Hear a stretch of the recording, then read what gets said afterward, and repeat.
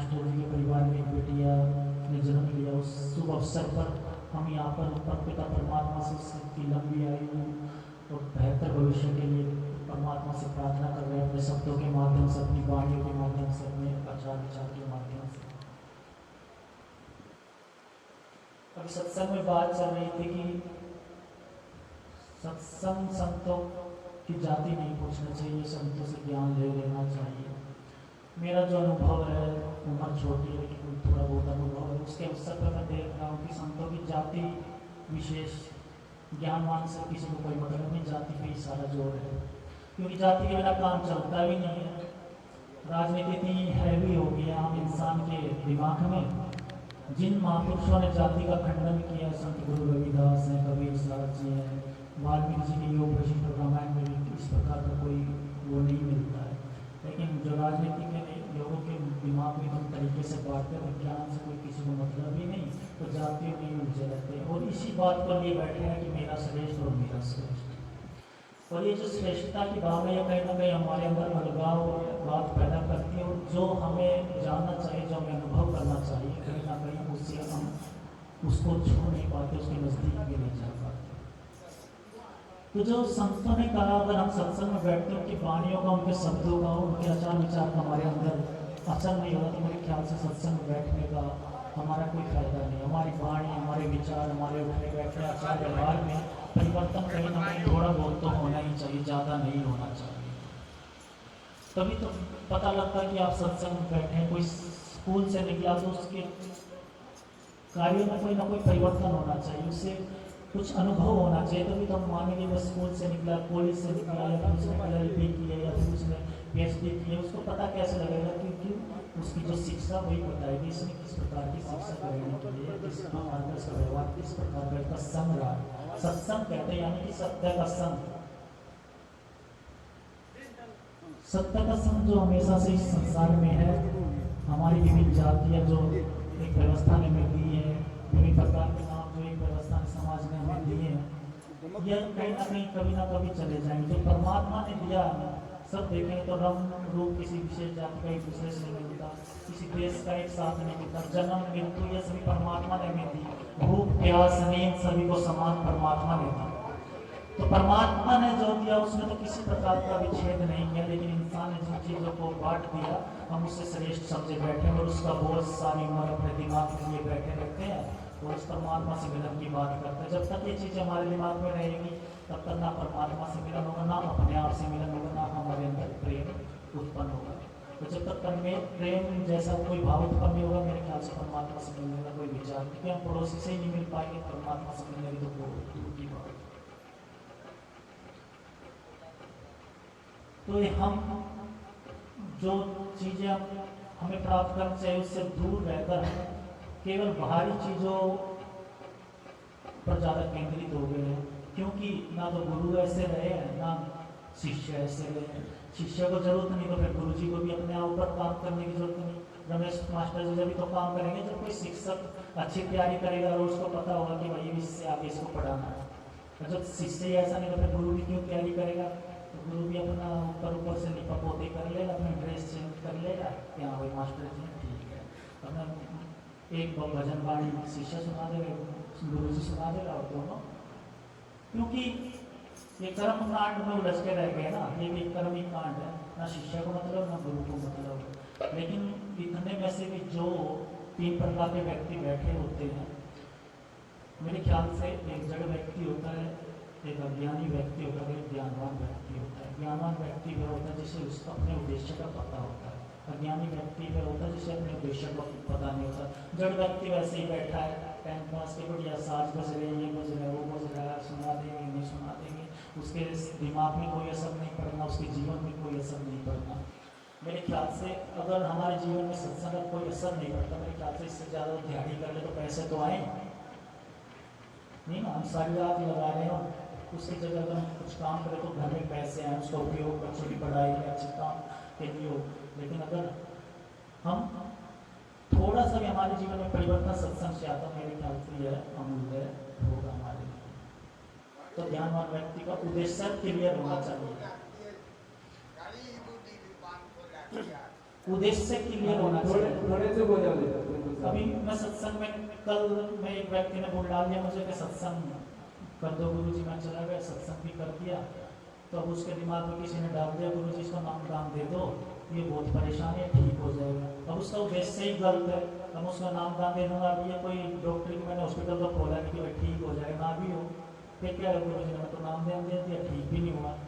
तो ये बीमारी हम अपने आप ही पालते हैं, हम उद्देश्य ही गलत लेके चलते हैं। जब तक हमारा उद्देश्य नहीं ठीक होगा तो हमारी मंजिल भी ठीक नहीं होगी, है ना। तो हमारा उद्देश्य ठीक होगा तो हमें मंजिल भी मिलेगी, हम कम चलें लेकिन हमारा उद्देश्य और रास्ता ठीक होना चाहिए। यही सत्संग का उद्देश्य कि एक सही रास्ता व्यक्ति को मिलना चाहिए, ना कि टाइम पास करते रहे वैसे ही उलझाए रखे व्यक्ति को संसार में, क्योंकि संसार तो अपनी तरफ खींच रहा है। वो शोषण कर रहा है, राजनीतिक पार्टी अपना आदमी को बांधे रखते हैं, वो शोषण करती है, विभिन्न प्रकार के धर्म बन गए हैं ताकि वो भी चाहते हैं कि हमारी भीड़ से कोई कम ना हो। नहीं, कोई भी नहीं चाहता कि हमारी भीड़ कम होना हो, लेकिन ये व्यक्ति को खुद सोचना है कि अपना विकास किस तरफ है, हमारी जीवन का विकास किस तरफ, हमारे बच्चों का विकास किस तरफ है। तो वह व्यक्ति को स्वयं ही सोच सकता, लेकिन एक भीड़ में व्यक्ति नहीं सोच सकता।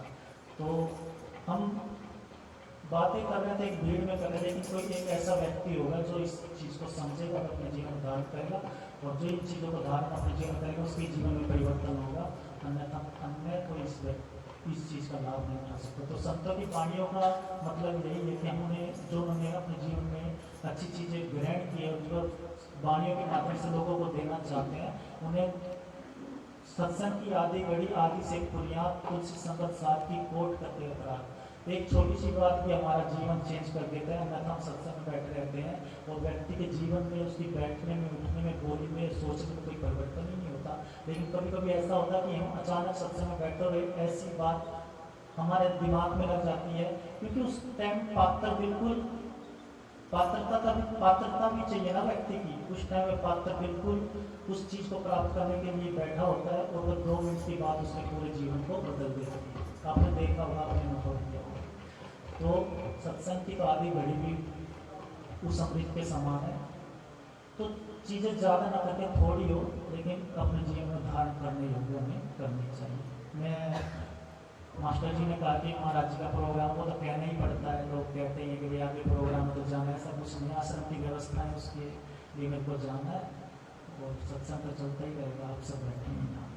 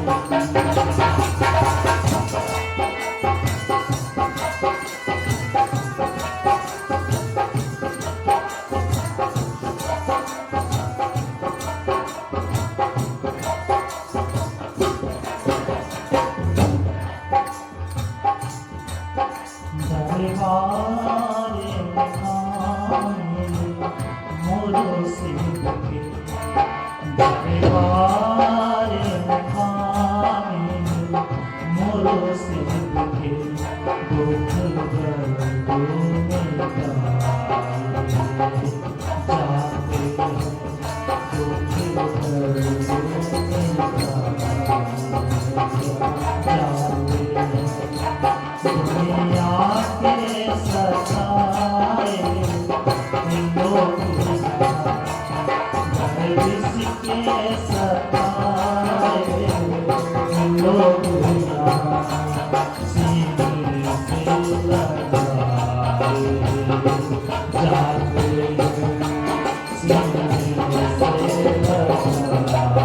सीने से लगाए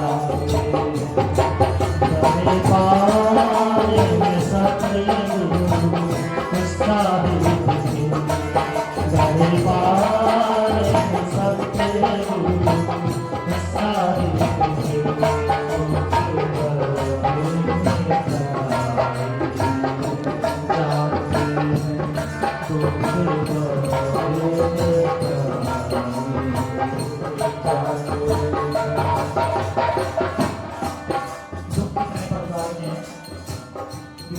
ही हमारे जीवन में जो संतों की बात जिसकी हम कर रहे हैं, ये विभिन्न प्रकार के दुख की बात है।